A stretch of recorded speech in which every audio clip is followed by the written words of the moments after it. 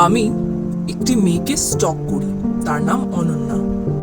ক্যাফেতে, রাস্তায় বা বন্ধুদের সাথে ঘুরতে গেলে সব জায়গায় আমি তাকে ফলো করি। অনন্যার সব সোশ্যাল মিডিয়া অ্যাকাউন্টস, সে কোথায় থাকে, এই সবই আমার জানা। আজ অনন্যার ইনস্টাগ্রাম স্টোরিতে দেখি সে বন্ধুদের সাথে মুভি দেখতে যাচ্ছে। আমিও যাওয়ার সিদ্ধান্ত নিই। আমি সিনেমা হলে পৌঁছাই। মুভি থিয়েটারের ভেতরে গিয়ে দেখি অনন্যা বন্ধুদের সাথে একটি জায়গায় বসে আছে। প্ল্যান আমার আগে থেকেই বানানো ছিল। ইচ্ছা করে আমি কোক অনন্যার গায়ে ফেলে দিই।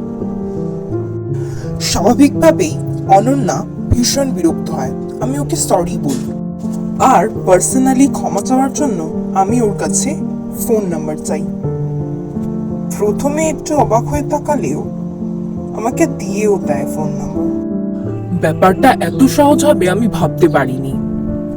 রাতে আমি অনন্যাকে টেক্সট করে বলি পার্কে দেখা করার কথা, যাতে আমি ওকে পার্সোনালি সরি বলতে পারি। সে হ্যাঁ বলে। এত সহজে আমাকে হ্যাঁ বললো কেন? পরদিন সকালে আমরা পার্কে দেখা করি।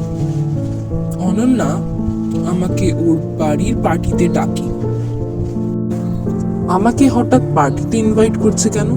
রাতে আমার এই ব্যাপারটা বড্ড অদ্ভুত লাগে। পরদিন সন্ধ্যাবেলা আমি অনন্যার বাড়িতে যাই। পার্টিতে গিয়ে দেখি ওর বন্ধুরা চলে এসেছে। আমরা বসে গল্প করি, মজা করি, তারপর খাবার খাই। আমার বেশ ভালোই লাগছিল পার্টিতে। তারপর ওয়াইন আসে।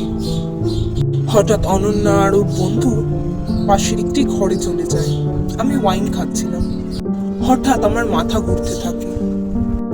হঠাৎই সব অন্ধকার হয়ে যায়। চোখ খুলে দেখি তিনজন দাঁড়িয়ে আছে।